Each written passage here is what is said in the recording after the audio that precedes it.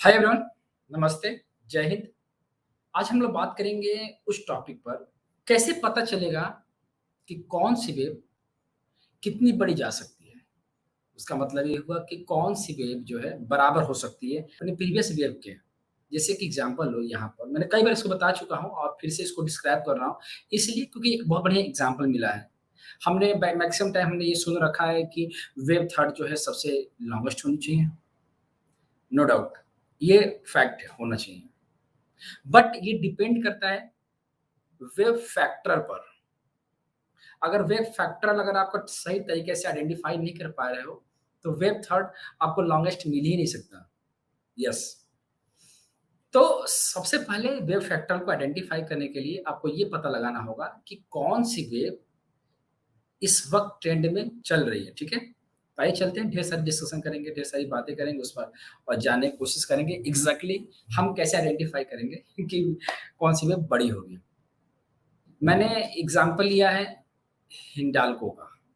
अब हिंडाल्को का अगर पूरा चार्ट अगर आप देखोगे, यहाँ पर देखो, पूरा चार्ट अगर मैं कंसीडर करूँ, तो पूरे मूव यहाँ से यहाँ तक का जो पूरा मूव है, ये आपका इम्पोर्टेंट हाई है और ये आपका इम्पोर्टेंट लो है। इम्पोर्टेंट हाई और इम्पोर्टेंट लो मेरे हर चार्ट पर आपको देखने को मिलेंगे। यही डिसाइड करता है कि अगला जो ट्रेंड है वो कैसा हो सकता है। और एक चीज़ आपको ये बता दूँ कि इम्पोर्टेंट हाई और इम्पोर्टेंट आप वहाँ भी ले सकते हो, जैसे कोई भी अगर आप इंडिकेटर यूज़ करते हो, तो वो पॉइंट सबसे लोवेस्ट पॉइंट होना चाहिए, ठीक है? तो अगर आप देखोगे तो इस पॉइंट को जब यहाँ से मैं काउंट कर रहा हूँ, यहाँ से यहाँ तक का, तो प्राइस जो है काफ़ी ज़्यादा फ्रैक्टल में चल रहा है। देखोगे तो आपका मतलब वहाँ ये 1, 2, 3, 4, 5 दिया है, फिर यहाँ भी 1, 2, 3, 4, 5 दे रखा है, फिर आगे भी 1, 2, 3, 4, 5 की तरफ मूव चल रहा है, ठीक है? अब इसको थोड़ा-सा बड़ा करता हूँ मैं, देखो इधर। तो यहाँ पे जब मैं बड़ा करके देख रहा हूँ, तो यहाँ से मतलब मैं एक सिंगल लेग की बात कर रहा हूँ। सिंगल लेग में मतलब ये होगा फैक्टर की अगर हम बात करते हैं, तो देखो, यहाँ पे समझने की कोशिश करो कि जैसे कि मैं डेली टाइम फ्रेम चार्ट ले रखा है, तो अगर हम पूरे चार्ट की बात करते हैं, तो जो हिंडाल्को का जो चार्ट है पूरा यहाँ से चले जा रहा है, ठीक है? काफ़ी ऊपर गया था। उसके बाद प्राइस का जो फॉल आया था, वो तकरीबन अच्छा खासा फॉल आया कोविड में और प्राइस जो है कुछ इस तरह से चल रहा है हिंडाल्को में, ठीक है? अब यहाँ अगर मैं बात करूँ कि पूरे फैक्टर में, तो यहाँ से जो पूरा मूव चलेगा, ये पूरा कहीं न कहीं ये सिंगल लेग हो सकता है।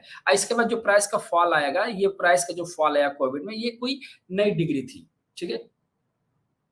तो ये आपका 1 डिग्री रहा होगा और ये आपका ये सेकंड डिग्री रहा होगा, मतलब कहीं न कहीं जो प्राइस जो चल रहा है अपने नए ट्रेंड में चल रहा, तो नया ट्रेंड क्या है?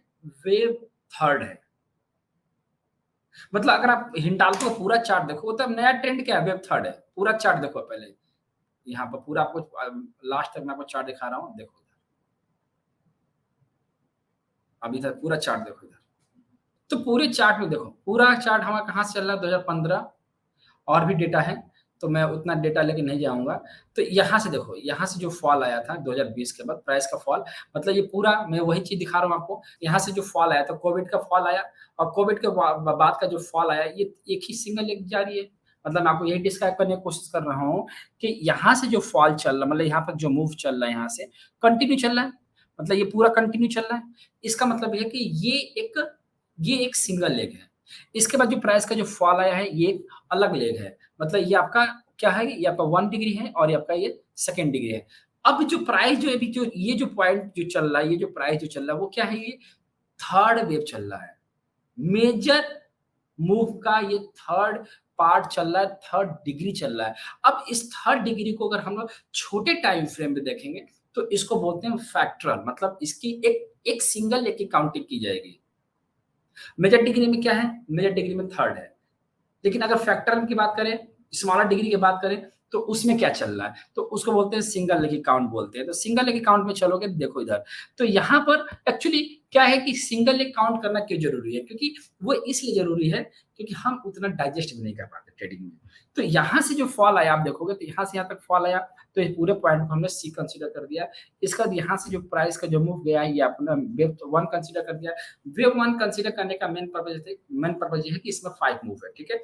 और यहाँ से यहाँ तक फॉल आया, तो ये आपका देखोगे तो सेकंड कंसीडर किया गया है।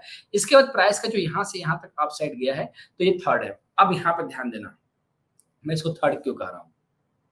इसलिए थर्ड कह रहा हूँ क्योंकि ये wave third wave third is equal to 1 और इसको बोलते हैं इक्वालिटी, ठीक है?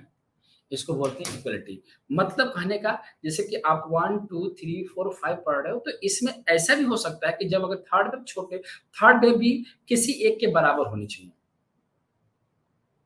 मतलब समझो, अगर ये 1 है तो ये 5 होगा, अगर ये 5 है तो 1 ये 1 होगा, ठीक है? इसके बाद इम्पल्स का यही नंबर आएगा। तो इम्पल्स कौन-कौन हुआ? इम्पल्स 1 हो गया, इम्पल्स ये हो 3 हो गया, इम्पल्स 5 हो गया। इन तीनों में किसी भी 2 का लेंथ इक्वल होना चाहिए और ये मैंडेटरी रूल है। अब मैं आपसे एग्ज़ाम्पल पूछता हूँ। अगर मान लो कि इसकी लेंथ और इसकी लेंथ क्या है? इक्वल है, तो लंबा कौन होगा? ये होगा। मैक्सिमम टाइम यही होता है और यही पढ़ाया भी जाता है। अब यहाँ की अगर अगर मैं बात करूँ कि चलो जी, अगर इसकी लेंथ और इसकी लेंथ इक्वल है, तो कौन बड़ा होगा? ये बड़ा होगा, ठीक है? अच्छा मान लो कि थर्ड की लेंथ और फर्स्ट की लेंथ क्या है? इक्वल है, तो कौन बड़ा होगा? ये बड़ा होगा। तो कभी भी अगर आपको 2 इम्पल्स इक्वल मिल गए, तो तीसरा क्या होगा? ऑटोमेटिक बड़ा होगा और उस कॉन्सेप्ट को बोलते हैं इक्वालिटी। और ये इक्वालिटी आपको सिंगल लेग में ही दिखाई देती है, ठीक है? अब सिंगल लेग की बात करते हैं, तो सिंगल लेग में हम देखेंगे तो यहाँ पर 1 हो गया था, ये सेकंड, ये थर्ड, दोनों की लेंथ हम मेजर करो, तो आप यहाँ से यहाँ तक लगाओ थर्ड की लेंथ और इसको उठाओ सेकंड पर, इसको रख दो यहाँ पर। क्या देख रहे हो? थर्ड आपका कहाँ है? एग्ज़ैक्टली इसके ऊपर आया, देखो, एग्ज़ैक्टली इसके ऊपर आया। इसका मतलब ये हुआ कि हमारा फर्स्ट और थर्ड क्या है? इक्वल है। अब ये जो प्राइस जो है, वेव फोर्थ को फिनिश कर चुका है और सुनो, वेव फोर्थ वेव फर्स्ट को क्या किया है? ये ओवरलैप किया है। क्यों ओवरलैप करेगा? ये इसलिए ओवरलैप करेगा क्योंकि यहाँ पर वेव थर्ड छोटा है। ये 161% के क्राइटेरिया को फुलफिल नहीं किया है। तो अगर वेव थर्ड 161.8% के क्राइटेरिया को फुलफिल नहीं करता है, उस केस में मैक्सिमम वेव फर्स्ट को क्या करेगा? ओवरलैप करेगा और ये गाइडलाइन में आता है, ठीक है? तो देखोगे तो वेव फर्स्ट और वेव फोर्थ का जो मैंने लाइन ड्रॉ किया है, हॉरिजॉन्टल लाइन, तो दोनों का प्राइस क्या है? एग्ज़ैक्टली सेम है और वेव फर्स्ट का लेंथ और वेव थर्ड का लेंथ भी इक्वल है। इस केस में क्या होगा? तो वेव फिफ्थ क्या होगी? लॉन्गेस्ट वेव होगी। ठीक है? एक तरीके से इसको और अब लॉन्गेस्ट होगी तो कैसे लॉन्गेस्ट होगी? कहाँ तक जा सकती है? यहाँ तक जा सकती है। मतलब प्राइस जो है आपका ये जो मूव है, ये अच्छा खासा आपका ऊपर के साइड में जाकर तकरीबन मुझे लगता है कि 500 साढ़े 500 या 600 तक भी जा सकता है। अब बारी आती है एक चीज़ समझो और चीज़, समझो इसको। जैसे कि अब हम डायगोनल की बात करते हैं, टर्मिनल पल्स की डायगोनल की बात करते हैं, तो यहाँ से दोनों का ट्रेंड लाइन वेज बनाओ। ठीक है? आपने इसको 1 रखोगे, 2 रखोगे, 3 रखोगे और इसको 4 रखोगे और इसको 5 रखोगे। मैं इसको 5 रख रहा हूँ, ठीक ना?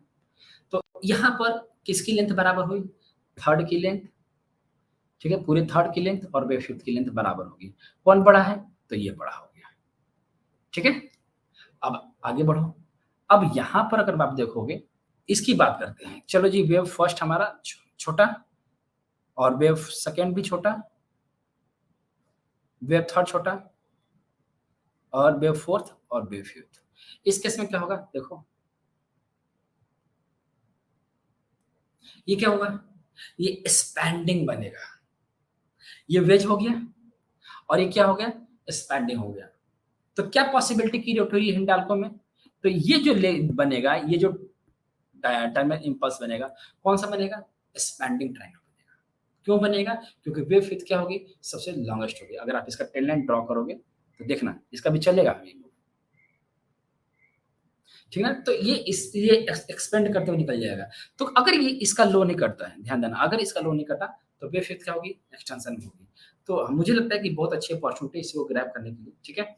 तो यहाँ पर मैंने ये कवर किया है कि लीडेड डायगोनल में सिंगल मूव की बात करी मैंने किया है और आई होप कि ये वीडियो आपको बहुत ज़्यादा पसंद आएगी। आपने बहुत कुछ सीखा कि कैसे कौन-सी वेव आपकी एक्सटेंशन में जा सकती है या फिर लॉन्गेस्ट हो सकती है, ठीक है? मिलते हैं अपने अगले वीडियो में। अपना ख्याल रखिएगा। नमस्ते, जय हिंद।